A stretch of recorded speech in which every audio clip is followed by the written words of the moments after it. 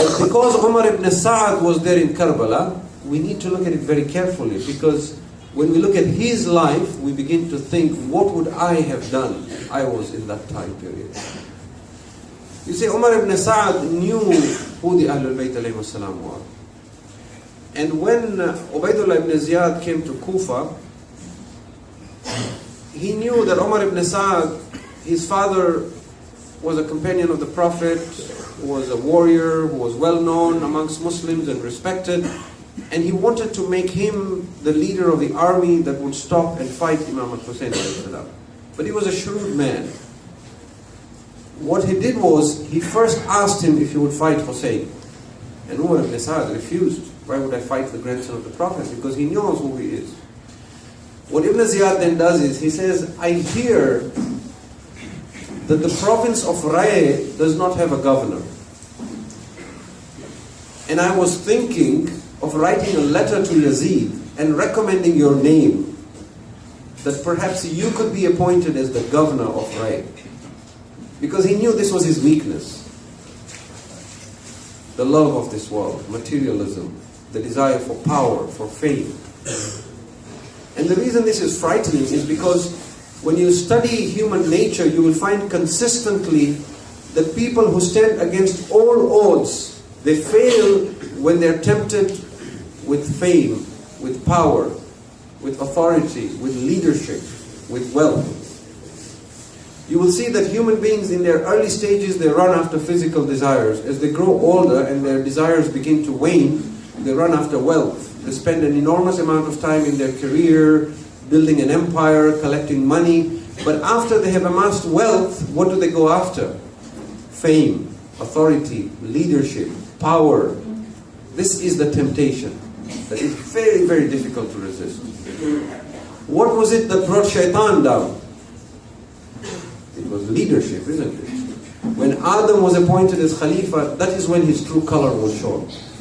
What was the downfall of those companions of the Prophet who betrayed the Prophet's trusting and appointing his successor after the Prophet closed his eyes? It was the issue of Khilafah, it was the issue of leadership, the temptation that they could not give him. Observe this in your own community. All the controversies that you will find in any community, it centers around the fight for leadership. I cannot tell you how many examples I have heard of beautiful communities that coexist and get along extremely well until a new center is built. Each and every one of you in this room, I'm sure, knows of one example, regardless of where you live. Even if there are 10 families or 5 families, they will live together, they will share together, they will get together at people's homes, they will hold majlis, they will hold programs. As soon as a property is purchased or a center is built, immediately it will split and 2 Jamaats will form. And fights will begin. And both of them believe they are fighting lillah, they are fighting for justice, they are fighting for Allah, they are fighting for Islam, they are fighting to serve Imam Hussain. But surely one of them is fighting for the world. One of them is fighting for leadership. One of them is fighting for authority. This is what's happening with Umar ibn Sa'd. Now, when Ibn Ziyad says to Umar ibn Sa'd that, look, I can give you the governorship of Ray, the narrations tell us what Umar ibn Sa'd says to them, to Ibn Ziyad, is, give me one night, let me think about it. He goes home, and the narrations tell us, there's a very detailed account of this. The entire night, Umar ibn Sa'd stayed up, thinking, should I fight Hussein or should I not fight Hussein? Should I give up the governorship of Ray? Should I not give up the governorship of Ray? He consulted other eminent companions and people in Kufa. Every single one of them told him, don't do this. Don't fight the grandson of the Prophet. You will destroy your akhirah. He was still in 2 minds. Do I do this? Do I not do this? When the sun rose the next morning, he composed some verses of poetry in which, the gist of which was that akhirah is there, but who has seen it? The governorship of Ray is right there in my hands. Basically, a bird in hand is better than 2 in the bush. Because who has seen akhirah? And in his poetry he says, even if I kill Hussein, I can always do tawbah after that. Allah has promised if you do istighfar, He will forgive you. So he comes to Umar ibn Ziyad and says, okay, I'll do it. Ibn Ziyad gives him an army of 4,000 men. Imam Hussain arrives in Karbala on the 2nd of Muharram. Umar ibn Sa'd arrives on the 3rd of Muharram. Now the books of narration tell us that when Umar ibn Sa'd left Kufa, after he was in the outskirts of Kufa, he stopped, he camped, he went back to Ibn Ziyad to tell him, I don't want to do this. That is why I'm telling you, he was very different from the others. But look at what destroyed him. He went back to Ibn Ziyad and said, I do not feel this is right to fight Hussein. Relieve me of this position.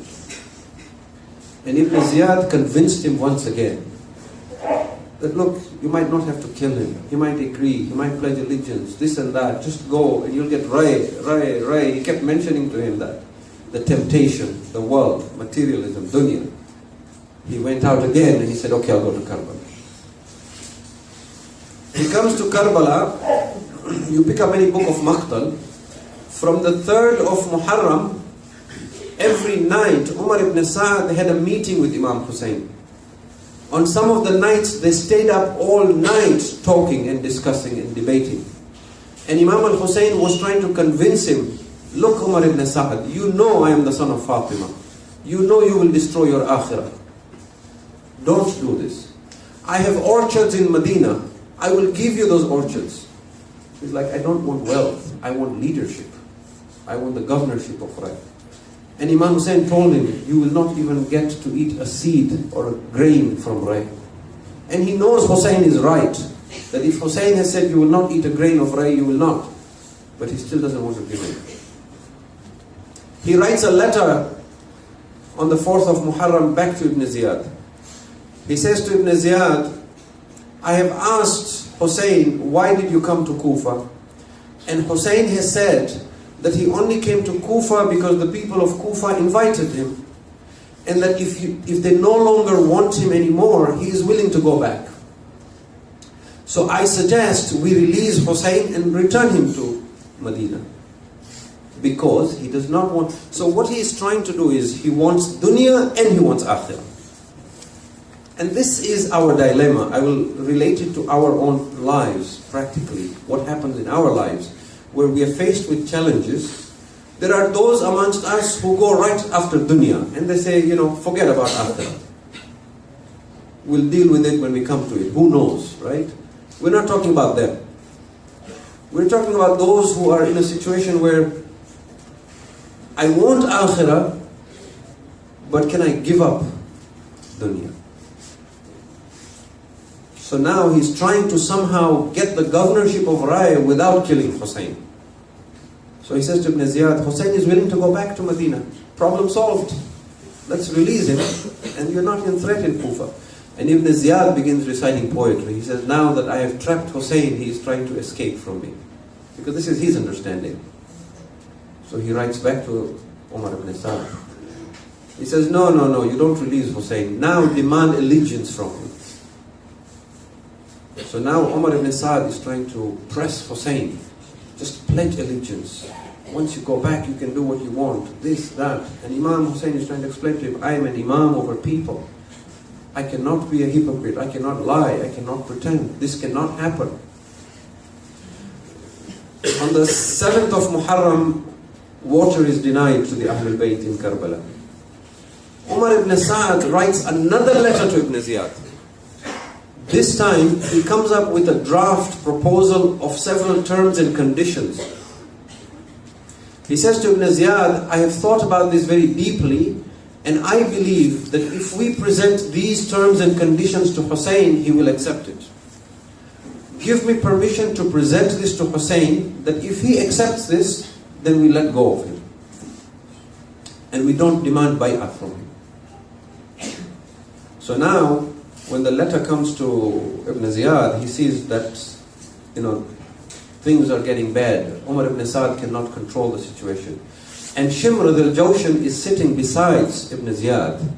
And he says to Ibn Ziyad, Umar is a weak man, send me, I will sort this out.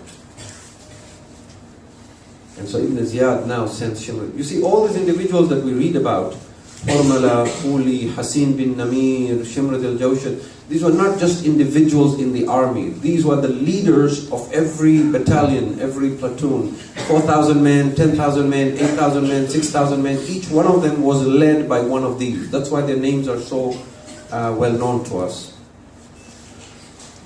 When Shimr al-Jawshan comes to Karbala, he comes on the 9th of Muharram at the time of Dhuhr. And by the evening of 9th of Muharram, he is ready to fight a battle. It is at that point that Imam Hussain sends his brother Abu al-Fadl al-Abbas to ask Umar ibn Sa'd not to start the battle on the night. He arrives at noon, and that very same day by evening, he has his troops ready to attack Hussein. Whereas Umar arrives on the 3rd of Muharram, and he has still not begun a battle. And Umar ibn Sa'd says to Shimr al-Jawshan, and this is recorded in the books as well, that I know it is you because of whom Ibn Ziyad did not accept the terms and conditions that I wrote. And I know it is you who wants to take the leadership of this army after me. And Ibn Ziyad gave a letter to Shimr al-Jawshan to give to Umar ibn Sa'd. And that letter said to Umar ibn Sa'd that I have appointed Shimr al-Jawshan as the second in command. You must now either take allegiance from Hussein or kill him.